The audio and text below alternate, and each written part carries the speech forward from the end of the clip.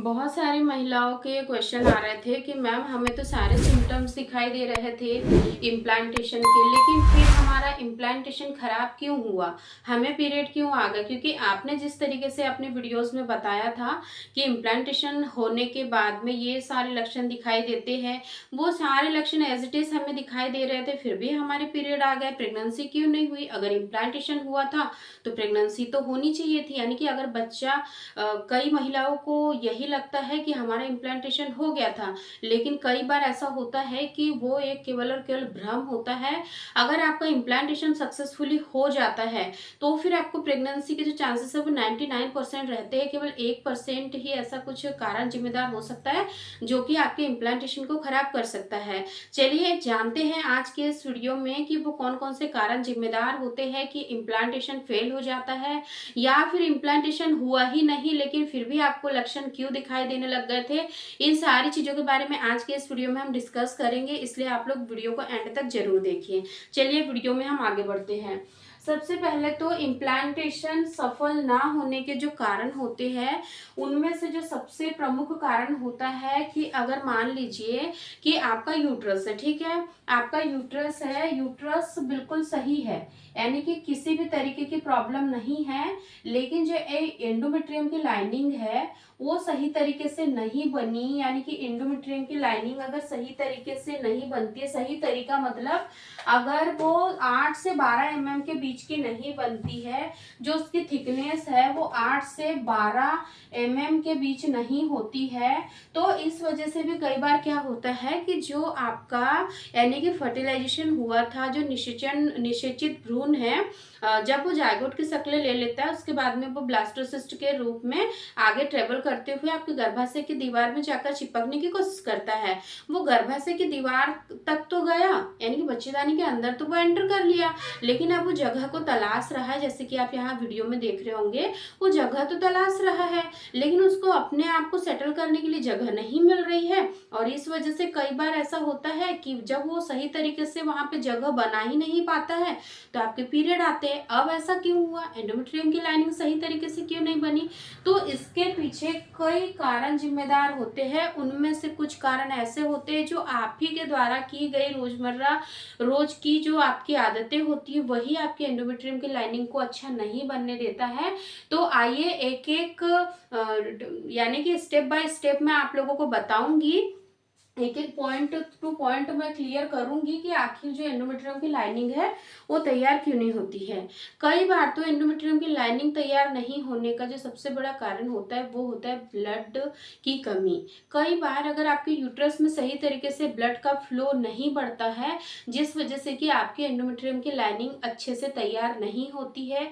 इसका कारण हो सकता है कि महिला एनेमिक है, उनको हीमोग्लोबिन की कमी है, जो हीमोग्लोबिन का परसेंटेज है महिला का वो काफ़ी कम है।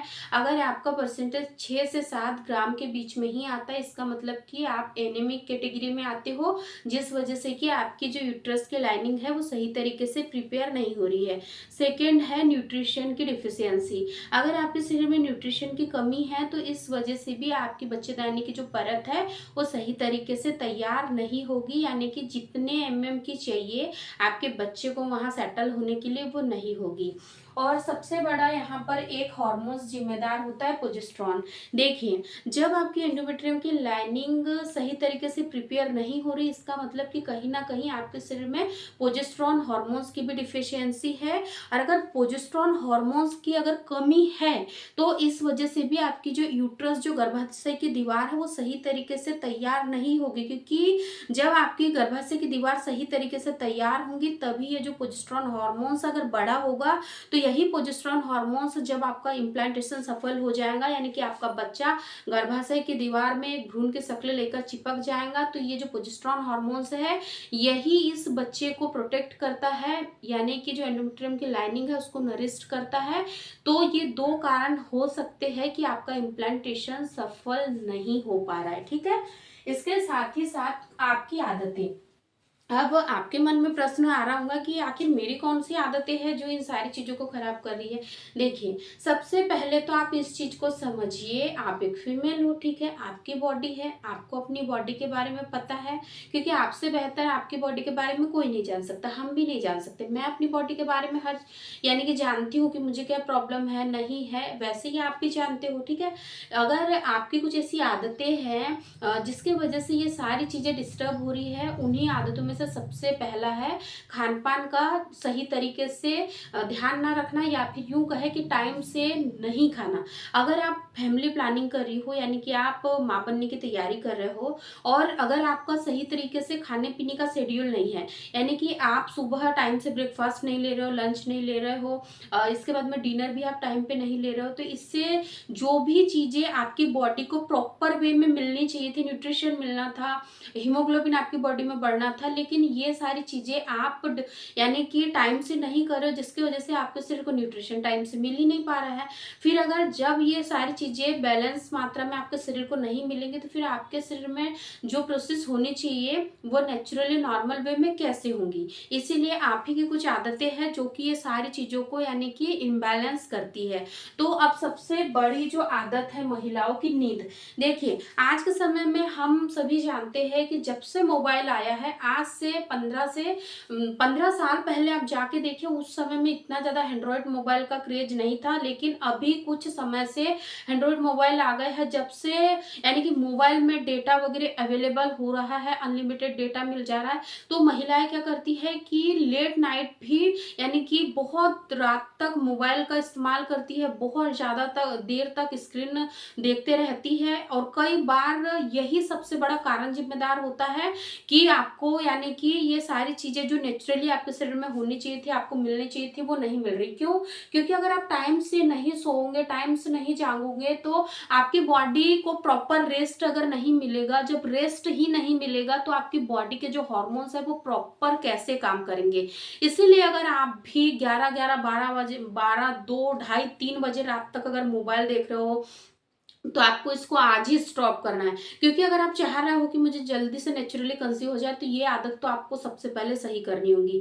क्योंकि अगर आप बहुत रात तक नींद नहीं यानी कि सोओगे ही नहीं, बहुत रात-रात भर जागोगे, तो ये आपको कई सालों साल लगा देगा और आपको माँ नहीं बनने देगा। इसलिए आपको स्लीपिंग पैटर्न को आपको सही करना बहुत ही ज़्यादा ज़रूरी है, ठीक है? अगर नींद नहीं भी आती है, तो भी कोशिश करिए कि यानी कि 9 से 10 के बीच में आपको मोबाइल को बिल्कुल साइड कर देना है, यानी कि सोने से 2 घंटे पहले ही आप मोबाइल को बिल्कुल साइड कर दीजिए और रेस्ट करिए।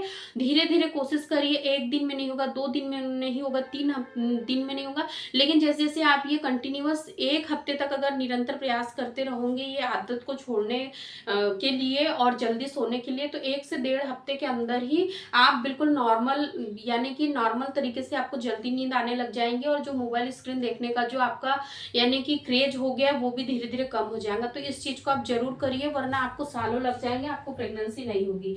अब इसमें 6th पॉइंट है कि आपका खान-पान। देखिए, आजकल हम सभी जानते हैं कि जो हमारी बदलती हुई लाइफ़स्टाइल है, इसमें खाने का कितना ज़्यादा यानी कि नुकसान हो रहा है। आपको लगता है कि आप बाहर का जंक जो खा रहे हो, बाहर का पिज़्ज़ा, बर्गर, चाउमीन, नूडल्स, मैं सभी महिलाओं के लिए नहीं कह रही हूँ, यानी कि जो महिलाएँ घर के खाने को छोड़ के बाहर का खाना बहुत ज़्यादा प्रेफ़र करती है, उनको बाहर का खाना बहुत ही ज़्यादा टेस्टी और हेल्दी लगता है, मैं उन महिलाओं को कह रही हूँ कि अगर आपकी यही जीवन शैली रही, यही खान-पान रहा, तो फिर आपको नेचुरली माँ बनने में बहुत समय लगेगा, क्योंकि ये जितनी भी चीज़ें आप बाहर से अपनी बॉडी को दे रहे हो ना, ये अंदर ही अंदर जाके पता नहीं कौन-कौन सी प्रॉब्लम्स क्रिएट कर रही है। प्रॉब्लम किसी एक दिन में नहीं दिखेंगी, लेकिन जब वो धीरे-धीरे बड़ी होंगी ना, तो आपको सामने ज़रूर देखने को मिलेंगी। इसीलिए आप सबसे पहले तो अपनी खाने की आदतों को सही करिए।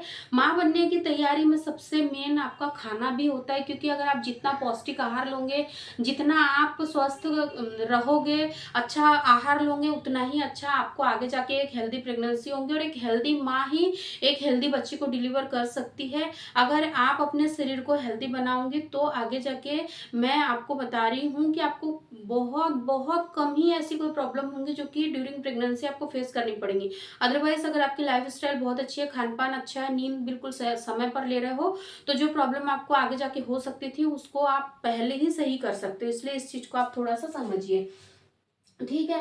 और इसके साथ ही साथ आपकी कुछ गलतियाँ देखिए, यहाँ पर कॉमनली ज़्यादातर महिलाएँ क्या गलती करती है कि अगर उनने पूरे महीने नेचुरली प्रेगनेंसी के लिए ट्राई किया है, अब लास्ट का जो 1 वीक का जो टाइम पीरियड है, पीरियड आने से 1 हफ्ते पहले का, उन दिनों महिलाएँ क्या करेंगी, बहुत ज़्यादा स्ट्रेस लेंगी। यानी कि अगर नेचुरली अगर उनको कंसीव होने के चांसेस भी होंगे ना, तो वो भी कहीं न कहीं डाउन हो जाएँगे, अगर बहुत ज़्यादा आप स्ट्रेस लोगे तो। और कई बार इम्प्लांटेशन खराब होने का, सफल नहीं होने का ये भी कारण बहुत बड़ा जिम्मेदार होता है कि आपका ज़रूरत से ज़्यादा ओवरथिंकिंग करना, ज़रूरत से ज़्यादा स्ट्रेस लेना, अपने आप को तनावग्रस्त रखना।